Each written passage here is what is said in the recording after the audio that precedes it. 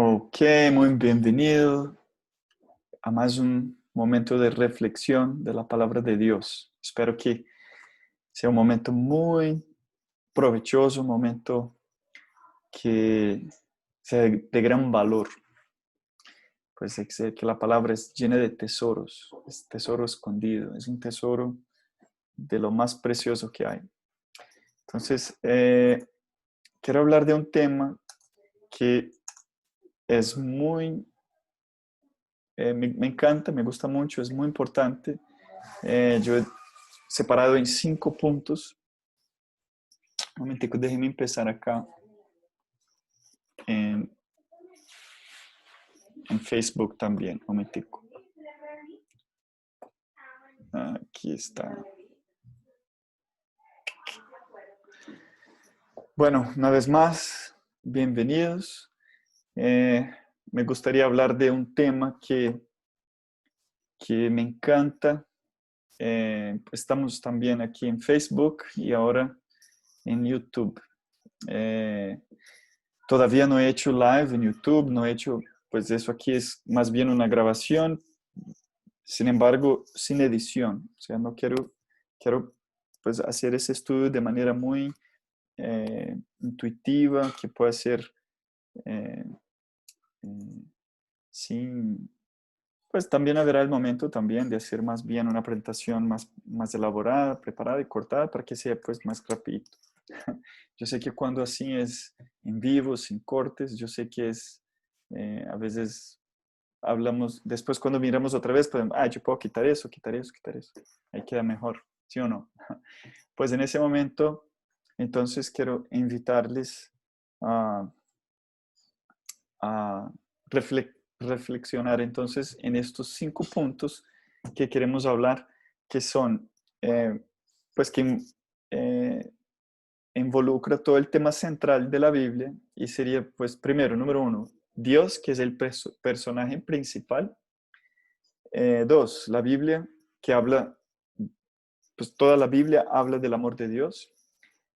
Tres, el tema de la redención está por toda la escritura. Cuatro, que el plan de la redención está basado en promesas o alianzas.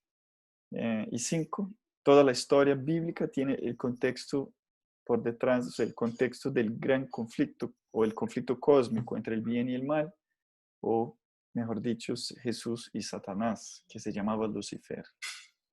Eh, Vamos a analizar punto por punto. Quiero hablar de los 5 puntos y ver que pues, encontramos, entendiendo estos puntos, nos ayuda muy bien a estudiar la Biblia.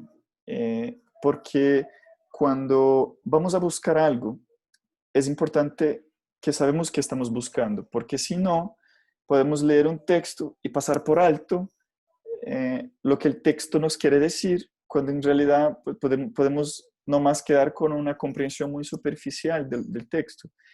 Pero si ya sabemos que lo que la Biblia trata, lo que pues él es el contexto y su tema central y siempre manteniendo su foco, su enfoque, entonces sería mejor o mucho mejor al leer el texto, podemos extraer mucho más del texto, podemos saber eh, en más detalle, de manera más profundizada. ¿Ok? Bueno, entonces vamos al número uno, el punto número uno, que es Dios como el personaje principal. Aquí yo separé un texto de Juan 5:39, pero podemos hablar de otros también. En Juan 5:39, nosotros, aquí tengo mi Biblia, si usted también tiene su Biblia, es muy interesante que le pueda acompañar. Eso te ayuda mucho en el estudio, puedes sacar mucho más de la Biblia. Entonces, aquí en Juan, en el capítulo 5, es Jesús que está hablando. Esas son palabras de Jesús. Y Jesús está hablando acá, teniendo una discusión con eh, los líderes del pueblo de Israel. Y él dice una cosa que aparentemente parece buena, pero es una reprensión también. Y él dice en el versículo 39, Juan 5:39, que dice, escudriñad o buscad o pesquisad las escrituras porque pensáis que en ellas tenéis la vida eterna. Ellas son las que testifican de mí. Podemos comprender, es muy sencillo. Mira, así como lo está diciendo, ¿qué sacamos de ese texto? Pues escudriñar las escrituras. ¿Qué es escudriñar? Escudriñar es como hacer una búsqueda detenida, ¿cierto? Una búsqueda más bien, con cuidado, una investigación. Entonces, usted investiga las escrituras, lo que Jesús está diciendo, porque pensáis que en ellas, en las escrituras, eh, tenéis la vida eterna. Y de hecho, eh, él dice, ellas son las que testifican de mí. ¿Pero por qué él está diciendo eso? Porque en realidad nosotros, como cuando conocemos la historia del Evangelio, aquí de los 4 libros, Mateo, Marcos, Lucas y Juan, sabemos que todo el tiempo ha tenido eh, eh, los líderes del pueblo en general había tenido mucha dificultad de aceptar a Jesús como maestro, como el Mesías. Y más bien había un rechazo de parte del liderazgo constante, tanto que ese rechazo los llevó a planear la muerte de Jesús. Entonces Jesús está diciendo, ustedes son muy celosos, ustedes estudian las escrituras, ustedes van a la iglesia todos los sábados, ustedes van a las sinagogas, ustedes hacen las ceremonias, ustedes dan el diezmo, ustedes son muy minuciosos en todo lo que hacen. Y ustedes estudian las escrituras porque piensan que en ellas pueden encontrar la vida eterna. Sin embargo, él está diciendo, ellas hablan de mí todo el tiempo y yo estoy aquí delante de ustedes y ustedes están pasando por alto. Entonces, y cuando él dice las escrituras, ¿qué refiere Jesús? ¿Qué él se está refiriendo? ¿Qué escrituras son esas que existían en el tiempo de Jesús? Bueno, obviamente él está hablando de todo el Antiguo Testamento, que se había terminado, concluido, pues el canon de la Biblia 400 años antes de Juan el Bautista, que sería, estamos hablando del último libro de Malaquías de la Biblia, ¿cierto? Entonces, es muy posible que nosotros, o muchos en la actualidad, pasan lo mismo. Pues leemos la Biblia y pues Jesús está ahí todo el tiempo, está hablando de él y en realidad Jesús está lejos de nosotros. No lo vemos. Vemos otras cosas, buscamos otras cosas. O por decir, buscamos como ellos buscaban, la vida eterna.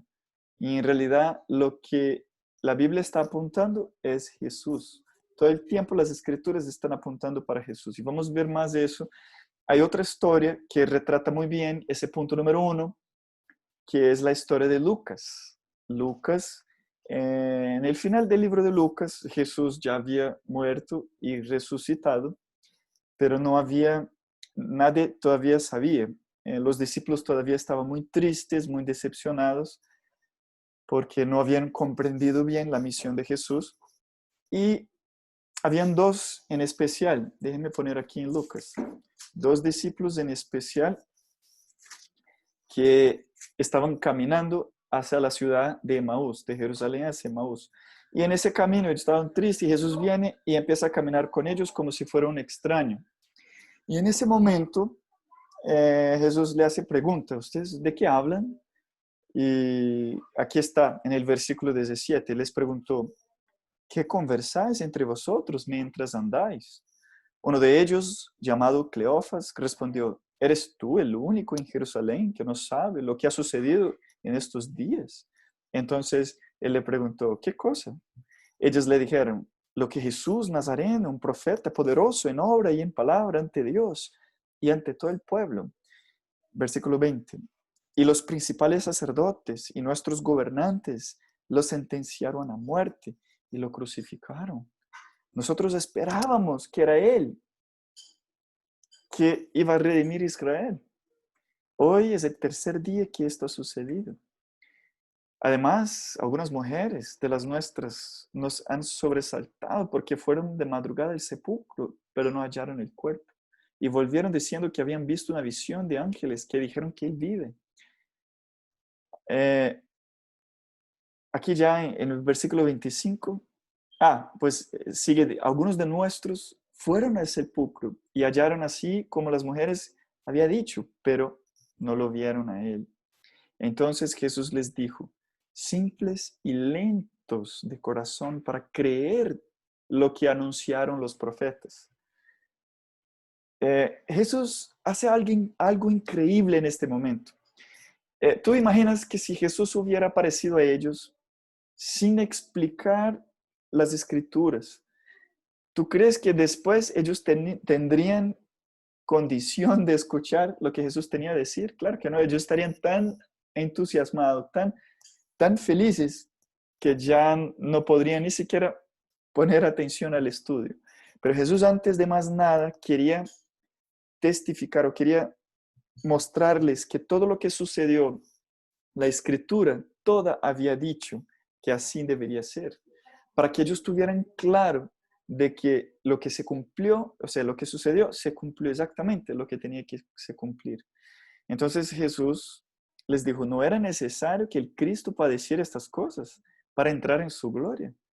Y empezando desde Moisés, pues el primer escritor de la Biblia, los 5 libros, el libro de Job, y todos los profetas, pues todo la continuación de los escritos de la Biblia, eh, les explicó lo que toda la escritura decía de él. Mira que no era solamente un punto aquí, otro allí, sino toda la escritura hablaba de Dios, hablaba de Jesús, del Cordero. Desde Génesis capítulo 3, versículo 15, hablaba de la promesa que el Cordero iba a venir, o mejor, en el sacrificio del Cordero estaba la simbología de que Jesús vendría y que el Cordero, la sangre del Cordero, o sea, sería el símbolo de que ese Cordero inocente pagaría por los pecados del culpable. ¿Sí o no? Y la promesa de Génesis 3:15 era que él iba a poner enemistad entre la serpiente, la mujer, la iglesia, el pueblo de Dios. Y eso era una promesa. ¿Sí? Entonces, eh, con eso podemos ver que el punto número 1 es que Dios es el personaje principal de toda la escritura. Dios está, es desde el principio allá como creador, creando los cielos y la tierra, creando el hombre, y también está presente en la historia de la humanidad desde su caída, cuando Adán y Eva cometieron el pecado y estaban condenados a muerte y nosotros estábamos en él, o sea, nosotros somos sus descendientes. Entonces, es decir, que nosotros estábamos allá representados por nuestros padres y estábamos toda la raza humana condenada a la muerte. Sin embargo, Jesús desde el principio había creado un plan para que, para rescatar a la humanidad. Y esto en realidad se pasa desde el libro de Génesis, Éxodo, y ahí voy a hablar más bien en el punto 3, cuando Dios rescata el pueblo y todo eso. Todo, el sangre del cordero en la puerta, todo representaba el plan de Dios para con nosotros. Bueno, el punto número 2 sería que la Biblia, si Dios es el personaje principal, entonces, ¿de qué la Biblia habla respecto de Dios? Entonces, vamos al punto número 2. El punto número 2 habla de que, toda la escritura trata de transmitir el mensaje de que Dios es amor. Y podemos ver en varios versículos, en varias de las historias, ese mensaje principal. Y yo quería invitarlos al libro de Juan, en el capítulo 3, que es uno de los textos más conocidos de toda la escritura, que es Juan, el capítulo 3, en el versículo 16, cuando él está teniendo una conversación con Nicodemos. él llega a decir, porque de tal manera amó Dios al mundo que dio a su Hijo único, para que todo aquel que en él crea no perezca o no se pierda o no muera, sino tenga vida eterna. Entonces, ese texto es como, por decir, no es de esperar que, perdón, no es de sorprenderse que ese texto se volvió realmente uno de los más famosos de toda la Biblia y en todo el mundo, porque ahí está el pensamiento de un Dios que ama tanto, tanto, que es capaz de venir en carne, o sea, de dar su Hijo, y esa expresión hijo es una expresión que nosotros podemos comprender. ¿Para qué? Para morir en nuestro lugar, morir en el lugar del pecador. Y hay un texto que explora eso un poco más y te quiero invitar, que es en el libro de Romanos.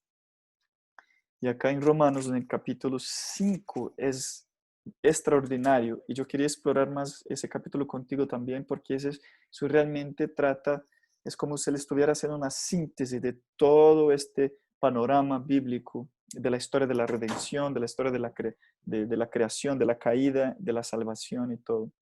Aquí en el capítulo 5, momentico, dame un segundito. Se abrió a porta y no fechou. No, porque es en vivo. Eh, aquí, aquí dice en el capítulo 5, en el versículo 8, mira qué increíble. Pero Dios demuestra su amor hacia nosotros. ¿Cómo? En que siendo aún pecadores, Cristo murió por nosotros. ¿Usted sería capaz de dar la vida por alguien que te hirió, que te traicionó, que te robó, alguien que hizo un daño a ti, a tu familia, a tu negocio, y dar la vida por esta persona? Pues eso que Dios hizo. Y él aquí un poquito antes, Pablo acá en el capítulo 5 habla de algo que raras veces podemos encontrar en la humanidad, alguien que es capaz de dar la vida por alguien, pero no por un enemigo, sino de pronto una madre por un hijo. Mira, aquí está, en el mismo capítulo, dos versículos antes, el versículo 6, Romanos 5, verso 6, versículo 6, dice, cuando aún éramos débiles, a su tiempo Cristo murió por los impios. En verdad, apenas hay quien muere por un justo. Con todo, puede ser que alguno osara morir por el bueno. De pronto, está diciendo, encontramos a alguien que está dispuesto a dar la vida por alguien más. Pero Dios, ahí es donde viene, demuestra su amor no muriendo por quien merece, sino muriendo, o sea, dando, siendo nosotros, aun pecadores, Cristo murió por nosotros. Consigue ver, y eso no es solamente acá, eso es solo uno que estoy tomando, pero ese tema del amor de Dios está entremeado por todas las escrituras. Nosotros tenemos el texto también famoso de Jeremías, allá que dice, con amor eterno te amé. O sea, Jeremías es un profeta que está tratando de hablar al pueblo cuando el pueblo estaba en un momento de rebeldía, en un momento que no estaba obedeciendo a Dios. Y él dice, con amor eterno te amé, con bondad te atraí o te atrajo. O sea, eh, hay otro texto que Jesús mismo dice en Juan, dice, cuando yo for levantado, él se estaba refiriendo a su muerte, levantado en la cruz, ¿cierto? Cuando yo for levantado, atraeré todos hacia mí. ¿Qué quiere decir? O sea, cuando la gente realmente, o sea, cuando fuera levantado es una posición de destaque, ¿cierto? Cuando yo dé mi vida por la humanidad y cuando la gente se entere de eso, se dé cuenta de eso y se dedique, o sea, se tome tiempo para pensar en este tema, ¿qué va a pasar? Es casi que natural, o sea, va a haber una atracción hacia Él. Vamos a ser atraídos a Él y decir, ¿qué amor es ese? ¿Qué amor es ese? que es capaz de dar la vida por alguien que pues ni pare bola, ni soy grato, o sea, no merezco, soy malo. Eh, Eso sí es increíble y eso es el tema el cual la Biblia quiere realmente eh, enfatizar. Ya, en este tema, cómo Dios, aquí estamos diciendo que Él demuestra su amor, pero Él ya dice cómo. ¿Cómo Él demuestra el amor? Él demuestra dando la vida, ¿cierto? Ya en este caso, ese acto de dar la vida tiene un nombre, o sea, es en realidad lo que conocemos como el plan de la redención o de la salvación. Y ese plan de la salvación es el plan que es implementado allá en Génesis 3, versículo 15, cuando en realidad él dice, bueno, ustedes merecen la muerte. ¿Por qué? Porque comieron del fruto que yo había dicho que no eran para comer. Y el que coma del fruto debe morir, ¿sí o no? Ese era lo que Dios había dicho. Pero él dijo, pero yo sabía que eso iba a pasar. Tenemos textos que hablan del plan que se había desarrollado antes de la fundación del mundo o por toda la eternidad. Entonces, Dios no fue como agarrado de sorpresa por decir, ay, no, nos fue mal la creación del hombre, tenemos que hacer algo. No, no, no. Él ya sabía de todo el riesgo de la libertad. Y la libertad trae un riesgo muy grande. Estos días, quería hacer una observación muy interesante. Estos días estaba escuchando esta niña guatemalteca que habla mucho de política y en contra del comunismo y todo eso. Ella es muy fuerte, habla mucho y tiene videos por ahí. Y uno de esos días me llegó un video de ella, y entonces yo empecé a hablar y como ella habla así con mucha autoridad, es bacano escuchar. Y yo estaba escuchando y ella empezó a hacer una clase de historia. Y como a mí me gusta la historia, entonces empecé a escuchar y habló de que Marx y toda esa gente que empezó como la raíz del comunismo, no tenían ni siquiera idea dónde eso iba a llevar, o de pronto sí tenían, la centralización del poder o qué sea, no sé.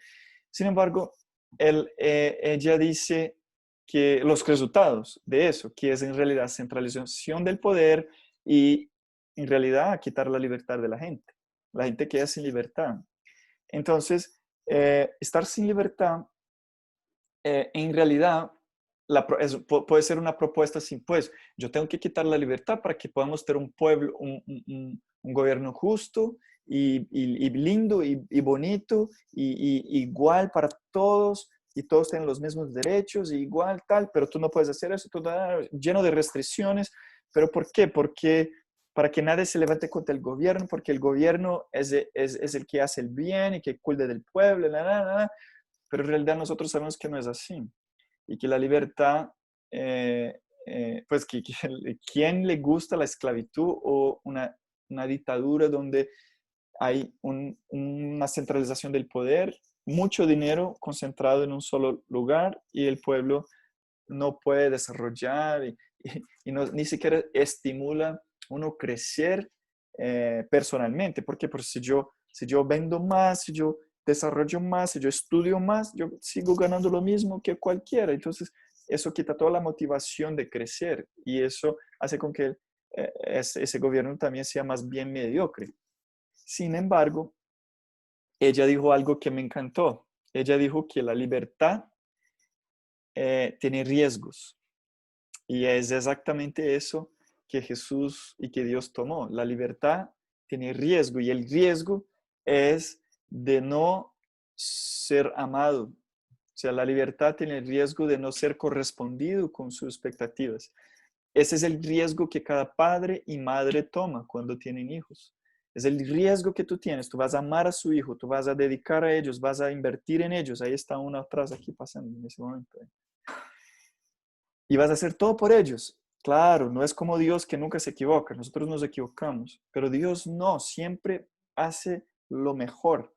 Sin embargo, ellos pueden no amarnos de vuelta. ¿Por qué? Porque esa es la libertad. Así como hacemos con Dios. Dios nos creó, nos dio todo, nos da el sol, la lluvia y todo, la salud. ¿Y qué podemos? Podemos amarlo o podemos rechazarlo. Esa es la libertad y la Biblia habla de esa libertad del hombre. Y por esa libertad, tanto en el cielo como en la tierra, hubo la rebelión, hubo la desobediencia, hubo la decisión de seguir su propio camino, el egoísmo.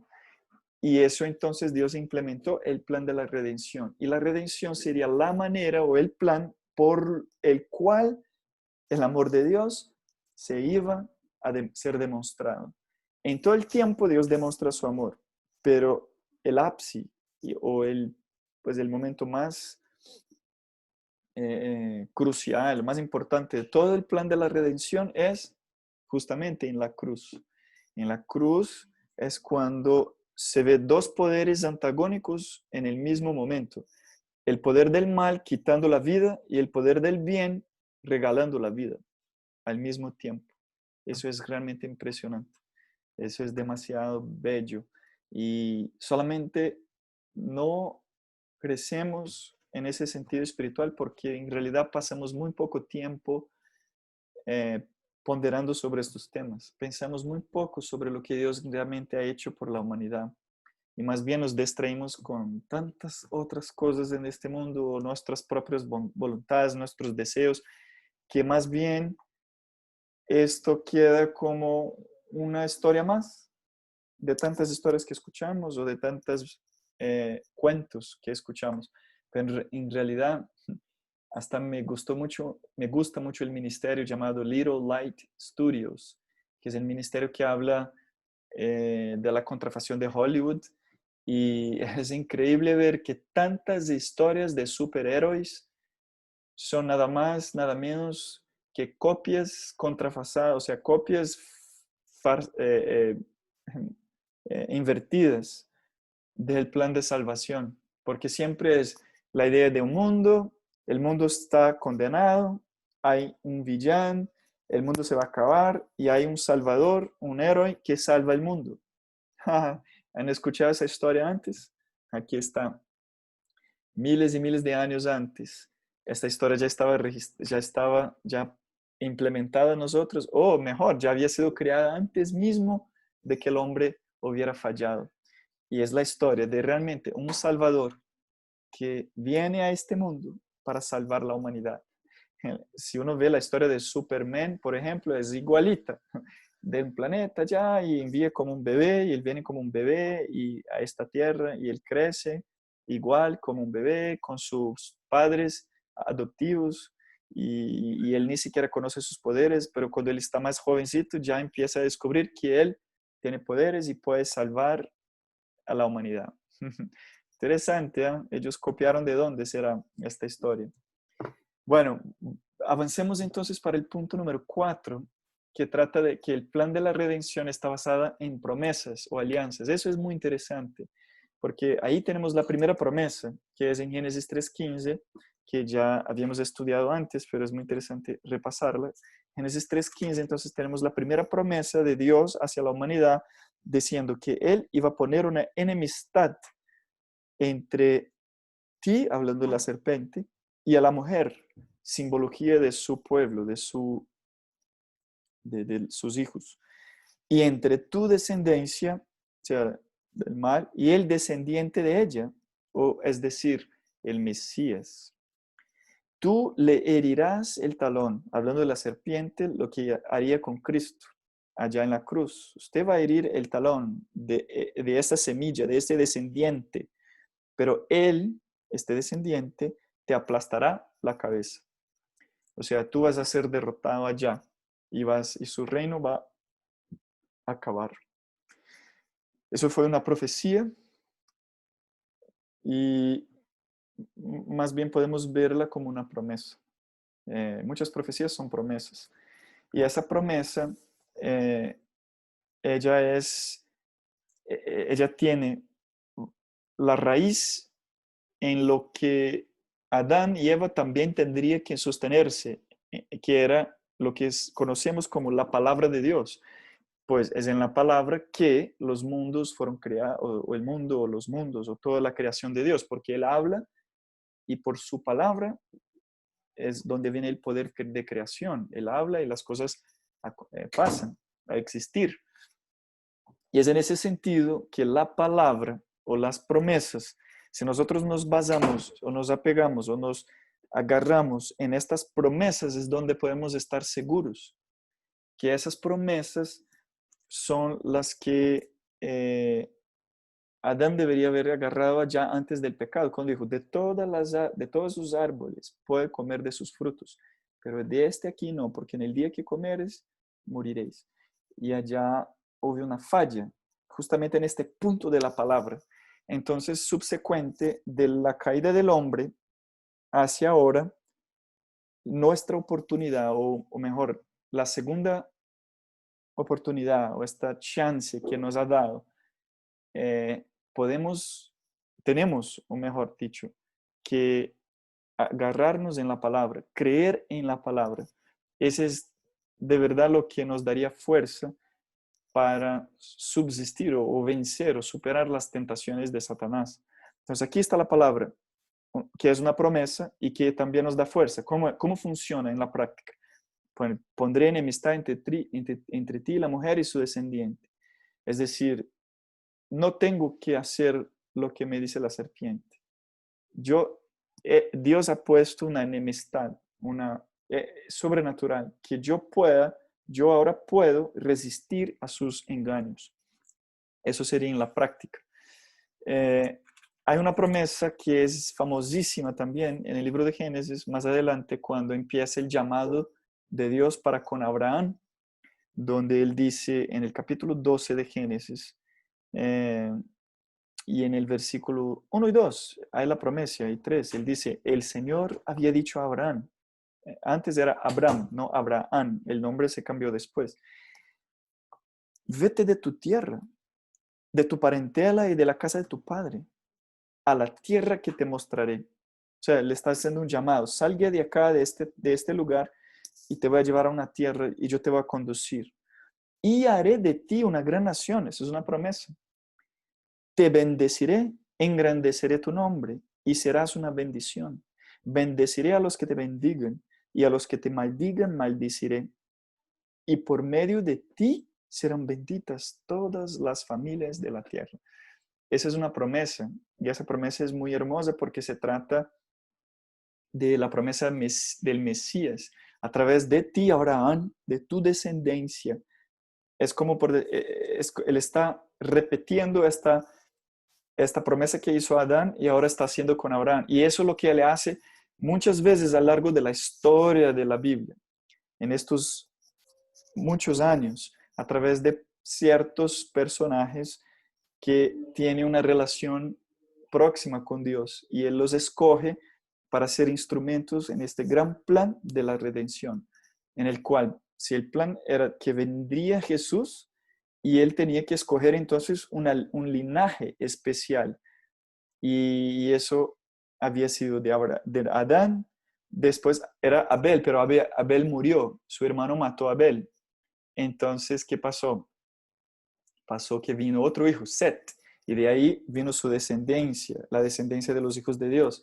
Después, allá se mezclaron los hijos de Dios con los descendientes de Caín, y todos como empezaron a olvidar de Dios. Y después, ¿qué pasó?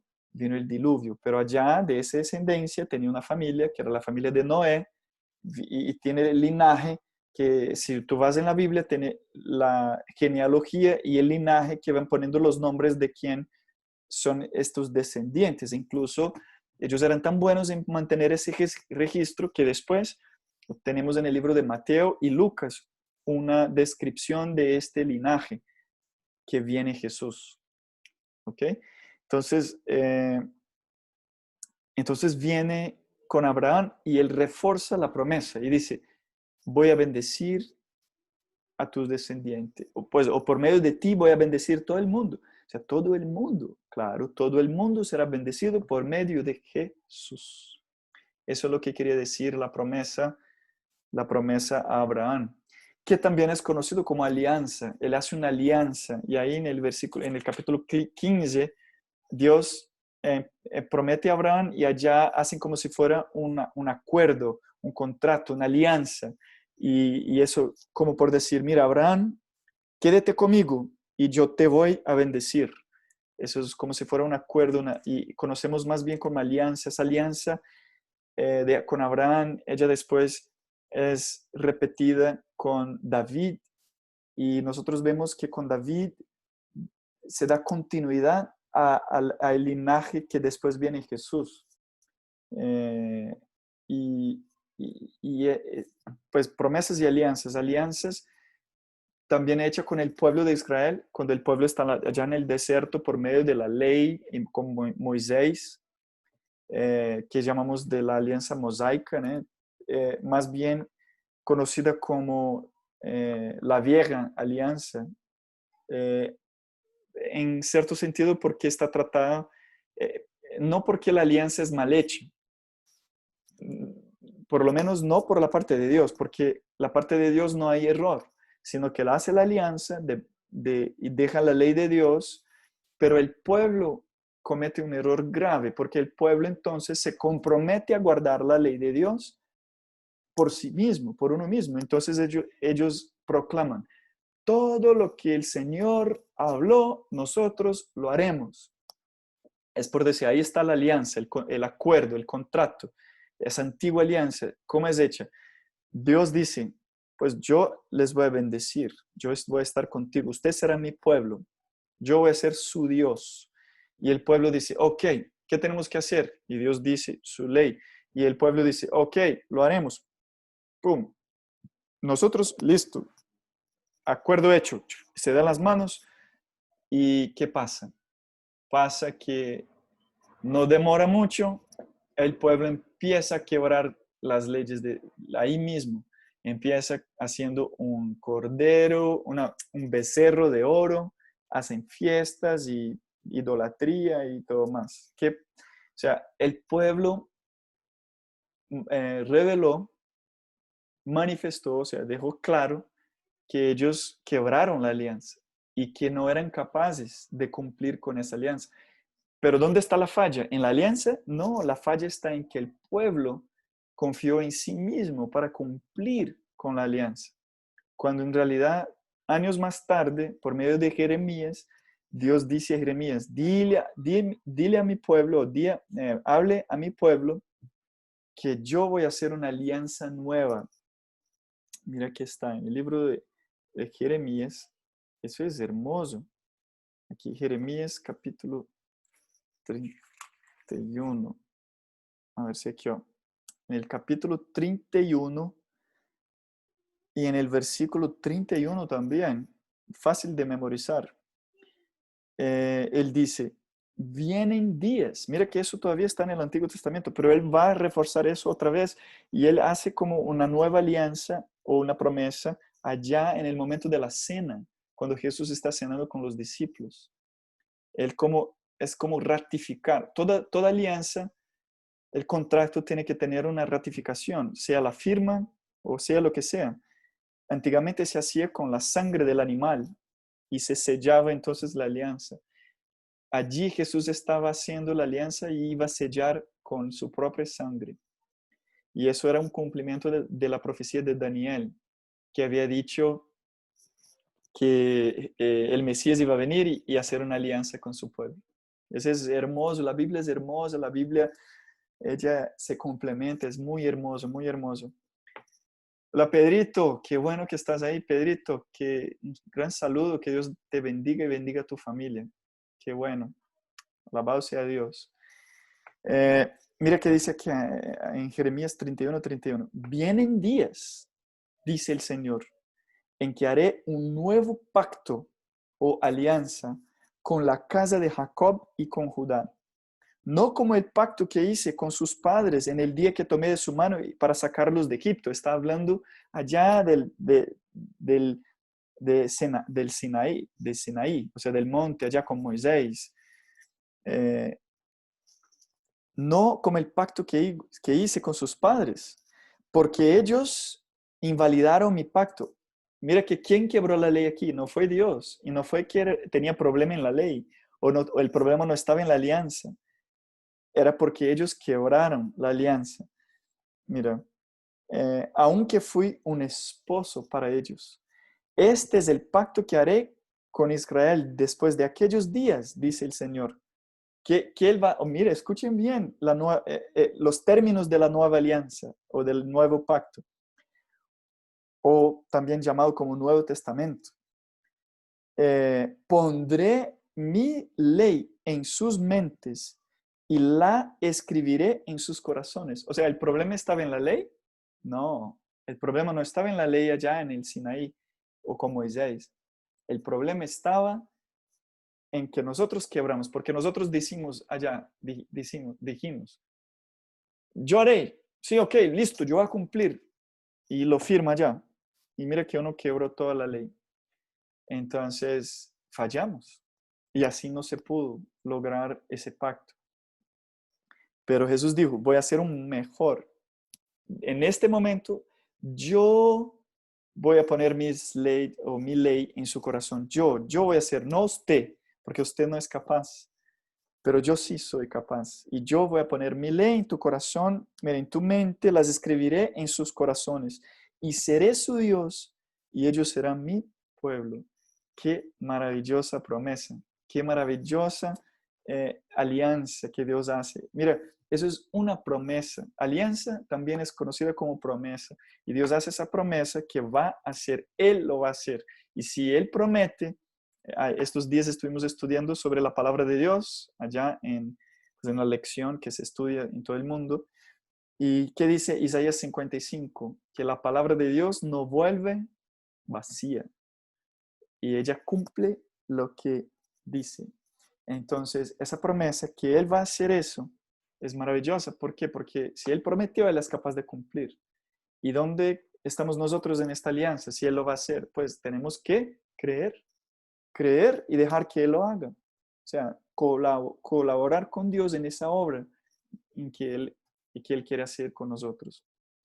Y el último punto, que es el quinto punto, donde toda la historia bíblica tiene como contexto el gran conflicto, el conflicto cósmico entre el bien y el mal, y Jesús y Satanás. Entonces, yo quería llevarlos a un texto. Tenemos tres textos muy interesantes, pero vamos a mirar dos acá, que es Apocalipsis. Apocalipsis, el capítulo 12, que habla de un conflicto, una batalla. En el comienzo del capítulo, Juan está teniendo una visión de una mujer especial, pero ella está a punto de dar la luz y hay un dragón rojo que tenía 7 cabezas, 10 cuernos, de sus cabezas 7 diademas, y su cola arrastraba la tercera parte de las estrellas del cielo. Todo eso acá es lenguaje simbólico. Mira que está acá en el capítulo 12 hasta los 6 primeros versículos. Es una visión que cuando dejamos que la Biblia misma se explique qué son estos símbolos, ella misma da la respuesta, diciendo que la mujer es la iglesia.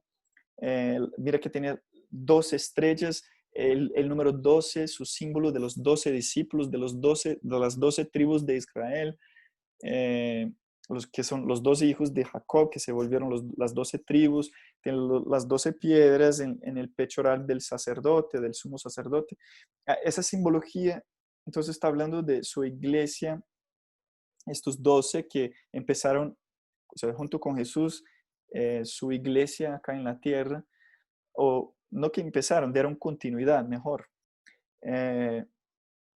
Y mira que esta mujer estaba con dolores para dar la luz. Estaba aquí reflejando entonces la luz. Mira que el contexto de mujer, cuando vamos allá en Génesis 3:15, hablaba exactamente de mujer y de su descendencia, de su semilla, de su descendiente. Entonces acá es la visión que él también lo está teniendo, Juan, que ve esta mujer que va a dar a luz, ¿a quién? Al Mesías, a Jesús. Y entonces apareció otra señal, que era el dragón rojo, que tenía 7 cabezas, 10 cuernos, y en sus cabezas 7 diademas. Uno dice, uy, pero qué complicado, eso nunca voy a entender eso. ¿Qué quiere decir ese dragón? No, ahí es donde dejamos la Biblia explicarse a sí misma. ¿Por qué? Porque aquí, en esta visión, en esta descripción de este dragón con 7 cabezas, eso no es nuevo. Eso tenemos también una visión así en el libro de Daniel, también con 7 cabezas, con 10 cuernos y todo eso. Entonces miramos como el dragón es Satanás, pero tiene, él maneja como poderes terrenos, como que los reyes terrenos, porque aquí en la tierra es su gobierno, es donde él puede manifestar su gobierno a través de los reyes de la tierra. Él hace concierto con los reyes de la tierra para tratar de cumplir su plan diabólico. Eh, eso obviamente podemos estudiar con más detalles más adelante, pero quería decir que él entonces trata de devorar a este hijo. Mira que el versículo 4 dice, y el dragón se paró ante la mujer que estaba para dar a la luz a fin de devorar a su hijo en cuanto naciera. En la parte práctica o el cumplimiento de eso, podemos ver claramente cuando Jesús nace, ¿qué pasa? Herodes da el decreto allá de que deberían matar todos los bebés allá en Belén. ¿Por qué? Porque él estaba con miedo de que este bebé iba a crecer y iba a tomar su lugar, su puesto. Entonces, es como Satanás moviendo las manos de los seres humanos que no son controlados por Dios para cumplir sus planes. Él quería matar al Mesías, que había acabado de nacer, pero Dios alertó a José de que deberían, también a los magos que fueron a visitar, que no volvieran por el mismo camino, y a José le dio un sueño para que él hubiera para el desierto, y fueron para el Egipto por un tiempo. También allá se cumplió la profecía de que de allá saqué mi hijo. La Biblia es hermosa, es increíble. Y, y acá habla del Mesías que nace, que iba a regir todas las naciones, y a su hijo fue arrebatado para Dios y para su trueno. Es más bien una síntesis. Aquí no es pues toda la historia en detalle, sino una síntesis en esta visión que Juan está viendo. Y luego, mira, y la mujer, la iglesia, huyó al desierto a un lugar preparado por Dios para que allí la sustenten durante 1260 días. Estos 1260 días también es un concepto extraído del libro de Daniel, no es nada nuevo. Cuando miramos, pues, ¿qué significa eso? No entiendo. Bueno, cuando uno va a la profecía de Daniel, que es muy bien explicada, uno ve que se trataba de un poder diferente de los poderes terrenales que vinieron en el tiempo de Daniel, como Babilonia, los medos y los persas, el imperio griego, y después vino Roma, y después de Roma, que se dividió y surgió un poder especial que fue muy fuerte durante 1260 años, que cuando empezó tiene la fecha exacta, que duró estos más de 1000 años, que conocemos como la Edad Media, el poder romano más bien apostatado, es un poder espiritual, y podemos estudiar eso con más calma en otro momento. Pero aquí él está diciendo una síntesis de lo que pasó, claro, después del periodo de Jesús, que subió a su padre, esta mujer, la iglesia, tuvo que sufrir durante esos miles de años porque hubo poder que la persiguió todo este tiempo. Y entonces él tiene una visión de una batalla que sucedió en el cielo. Mira, y hubo una gran batalla en el cielo. Miguel, que es Jesús, y un día podemos estudiar por qué Miguel es Jesús, y sus ángeles combatieron al dragón, y el dragón a sus ángeles combatieron. Entonces hubo una guerra, una batalla en el cielo. Pero estos, o sea, el dragón y estos ángeles no prevalecieron, ni se halló más lugar para ellos en el cielo. Y fue lanzado fuera este gran dragón, la serpiente antigua que se llama Diablo y Satanás, que engaña a todo el mundo. Fue arrojado a la tierra y sus ángeles fueron arrojados con él. Desafortunadamente, aquí es el lugar donde él maneja su gobierno. Y tenemos que enfrentar, como dice Pablo, no luchamos contra carne ni huesos, luchamos contra potestades, poderes de las tinieblas. En realidad, este es nuestro gran enemigo. Es Satanás y sus ángeles con sus engaños, con sus invenciones, con sus tentaciones y con sus mentiras y distracciones para que podamos, o que la humanidad pueda ser engañada, así como él engañó a Adán y Eva allá en el Edén, diciendo, contrariando. Primero, él trata de hacer con que la gente no tenga tiempo de estudiar la Biblia, número uno. Entonces, él hace de todo para llamar la atención con miles de cosas en este mundo, para que la gente no tenga tiempo de conocer a Dios, número uno. Entonces la gente queda en tinieblas intelectual y espiritual.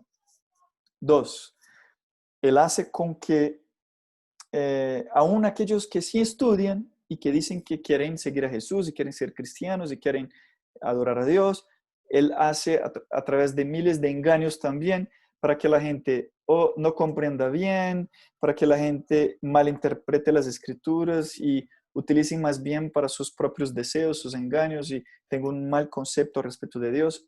Ese es el trabajo de él, engañar. Mira que dice acá, el que engaña todo el mundo. Su trabajo es engañar. Entonces vivimos en un mundo lleno de engaños. Entonces usted dice, Klinger, pero ¿cómo podemos entonces no ser engañados? Aquí está. Ah, pero y la gente, pues todos dicen que toman la Biblia como base. Pues querido, yo te digo, la gente habla de la Biblia y la gente escucha a la gente hablar de la Biblia, pero la responsabilidad de cada uno es estudiar por uno mismo. Ni siquiera escuchar lo que yo estoy diciendo de la Biblia, sino que tú mismo debes de estudiar y saber, bueno, voy a ver lo que ese muchacho está diciendo, si es así o no. Ella está a disposición de todos. Hubo tiempo que no teníamos la Biblia como tenemos ahora. Hubo tiempo que era perseguida, hubo tiempos en ese periodo de las tinieblas, de la Edad Media, de este periodo de 1260 años. Era muy difícil tener acceso a la Biblia. Pero antes mismo de ese tiempo acabar, ya empezaron las traducciones, las sociedades bíblicas, tratando de hacer con que la Biblia pudiera estar accesible a todo el mundo, para que pudieran iluminarse. Y eso fue extraordinario para la humanidad. Por eso la humanidad después de ese periodo empezó a desarrollar mucho más. Parece que la humanidad más de 1000 años quedó estancada en, en ignorancia. Y por fin cuando la gente pudo poner la mano en la Biblia, entonces empezar a sacar lo mejor del ser humano, empezar a sacar el desarrollo intelectual, espiritual, material. El mundo empezó a prosperar más y las naciones empezaron a prosperar, aún con mucha lucha contra el protestantismo, que fue exactamente el que dio acceso a la gente a la Biblia. Y el protestantismo, pues en realidad, quiero decir, como contribución que nos dio ellos fue que antes se creía que la Biblia solo podía el clero leerla. Entonces, lo que fue la contribución más importante fue, no, la Biblia es muy simple y todos la pueden tener y todos pueden leerla y todos pueden conocerla por uno mismo. Y eso fue la más grande contribución que nos dio ese movimiento protestante para que la gente pudiera libertarse de la ignorancia.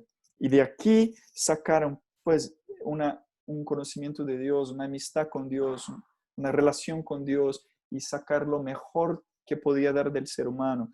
Un ser humano más íntegro, más honesto, más justo, más noble, más todo de bueno. No perfecto, pues, pero sí hubo un cambio. Mira que después de 1798, que se terminó ese poder, ya era un periodo de despertamiento intelectual en las sociedades modernas. Y hay una profecía también acá del capítulo 12 de Apocalipsis que dice que la tierra abrió la boca para ayudar a la mujer. Eso es una profecía hablando del nuevo mundo, porque antes, cuando hablamos del pasado, de la historia, tenemos pues Europa como el antiguo mundo. Allá estuvo por miles y miles de años el desarrollo, pues allá estuvo Roma, ya estuvo eh, la central, la capital de los imperios, de los grandes imperios mundiales. No se hablaba mucho del resto del mundo. Entonces de allá salió una nación muy pequeña que empezó a desarrollarse basado en la libertad religiosa. ¿Y cuál fue este país? Estamos hablando de Estados Unidos de la América. Los Estados Unidos de América fue en realidad el país en que se pudo establecer esta libertad de perdón, libertad religiosa, libertad de conciencia, que la gente podría con libertad adorar al Dios que quiera, como quiera, sin tener una religión del Estado. Y eso tampoco fue tan simple, tan fácil, tuvo mucha resistencia porque esta gente saliendo de Europa cargaba consigo esta idea de una religión del Estado. Entonces, eso inclusive empezaron con el requerimiento de que cualquiera que pudiera tener un cargo político tenía que ser cristiano. Y eso, ¿qué hacía? Eso causa muchos daños, porque el que quiera ser político, entonces él tenía que fingir ser cristiano para poder ser político. Entonces, ¿qué trae la iglesia? Hipocresía. Pero la iglesia siempre fue más pura en los periodos en que había persecución o en que ella no estaba más bien favorable ante el mundo con prosperidad, sino delante de dificultad es cuando la gente, nosotros seres humanos, hemos probado que buscamos más a Dios, sentimos nuestra dependencia de Dios. Cuando todo va bien, hay una tendencia de parte de nosotros de, de, de, de olvidarnos de Dios, ¿sí o no? Entonces, en ese contexto del conflicto entre el bien y el mal, es que Satanás viene a tierra y él engaña a todo el mundo y entonces Dios permite que eso suceda, le da un tiempo para manifestar su gobierno y Dios también va a utilizar este tiempo para manifestar su carácter, que era lo que estaba en juego, lo que Satanás había dicho, la mentira respecto del carácter de Dios. Entonces, en ese contexto es que tenemos toda la historia de la humanidad. Es en el contexto en que Dios es que el que está siendo juzgado delante del universo. Porque Satanás dijo, Dios es injusto. Entonces Dios va a decir, bueno, entonces prese tu gobierno y yo voy a manifestar mi carácter a través de mi amor, a través del plan de la redención, en el contexto del gran conflicto. El conflicto cósmico surge antes mismo de que el hombre pecara, de que Adán y Eva pecara, porque esto sucedió en el cielo, antes mismo de la creación o antes mismo del hombre desobedecer. Satanás sale del cielo y busca simpatizantes por el universo y encuentra un espaciecito allá en el Edén, justo en el árbol que Dios dijo que no era para ir allá o no era para comer allá. Y justamente allá él tuvo la oportunidad de, de engañar a la nueva pareja humana, Adán y Eva. Y allá él tiene éxito y él entonces toma la tierra como si fuera tú, de él, para que él pudiera gobernar aquí en esta tierra. Pero Dios ahí tiene su manifestación donde él interviene y él dice, si Dios no hubiera hecho eso, seríamos esclavos para siempre de Satanás. No tendríamos como habilidad de resistir a sus sugerencias, sino que Dios dijo, no, yo voy a intervenir, voy a dar una segunda oportunidad a la humanidad y voy a poner una enemistad entre ti y la mujer, entre el pueblo. Ellos, si quieren, tendrán poder para resistir por medio de mí. Eso es increíble. Y eso es en toda la escritura, las historias que miramos los conflictos entre el bien y el mal, miramos el pueblo de Dios contra el pueblo enemigo de Dios, miramos el pueblo de Dios siendo engañado y cayendo en apostasía y pecado y sufriendo las consecuencias del mal y Dios alejando del pueblo y el pueblo entonces arrepintiendo, humillándose y tratando de buscar a Dios otra vez en arrepentimiento y Dios entonces vuelve con su pueblo y dice, claro que sí, eso usando de misericordia. Entonces usted ve eso constantemente en la Biblia, tanto en la historia del pueblo como en la historia de individuos que cometen graves pecados, que se alejan de Dios, que se equivocan y Dios trabaja con ellos para traerlos otra vez, para que ellos se arrepienten, se humillen y cambien sus malos caminos. Eso es la belleza de toda esta historia de la redención, tanto en la historia de individuos como la historia de todo un pueblo, sin que también juntos se separa de Dios y Dios trata de de estar con ellos, y eso es la lucha que él hace todo el tiempo. Y yo quería concluir este pensamiento del gran conflicto cósmico, o sea, de ese, a través del, volviendo a Romanos capítulo 5, que nos trae esta belleza de la caída de Adán, la falla del ser humano, la entrada del pecado y la muerte, y también el antídoto, o sea, la solución que Dios trae a través de Jesús, su Hijo, que es Dios. Entonces en Romanos 5 tenemos, y quería leer con ustedes entonces, que es demasiado bello, que dice, eh, la continuación del versículo 8 que yo había leído, que Dios demuestra su amor para con nosotros, dando Cristo muriendo por nosotros, y sigue, así siendo que hemos sido justificados por su sangre, con más razón ahora seremos salvos de la ira. Si cuando éramos enemigos fuimos reconciliados con Dios por la muerte de su Hijo, mucho más, estando ya reconciliados, seremos salvos por su vida. Y no solo esto, sino que también nos alegramos en Dios por el Señor nuestro Jesucristo, por medio de quien hemos recibido ahora la reconciliación. Así como el pecado entró en el mundo por un hombre, está hablando de Adán, y por el pecado la muerte, así la muerte pasó a todos los hombres, pues todos pecaron. Antes de ser dada la ley, el pecado ya estaba en el mundo, porque el pecado no se atribuye cuando no hay ley. O sea, es increíble eso también, porque eso prueba que la ley no fue dada en el Sinaí, a través de Moisés. La ley allá fue una manifestación y eh, eh, pues una manifestación, una materialización de la ley en tablas de piedra, pero y después las ordenancias de Moisés y todo, pero la ley es eterna.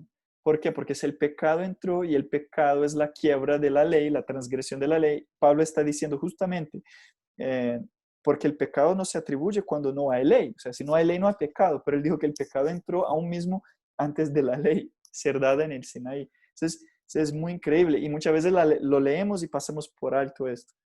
Pero eso, la muerte reinó desde Adán hasta Moisés, aún en los que no pecaron, quebrantando un mandato con una transgresión como la de Adán, que era figura del que había de venir. O sea, Jesús viene y reemplaza el lugar de Adán para cumplir lo que Adán falló. O sea, pasar por la prueba por la cual Adán había fallado. Pero el don gratuito no es como el delito, porque si por un delito de uno murieron los muchos, mucho más copiosamente se derramó sobre los muchos la gracia y el don por la gracia de un solo hombre, Jesucristo.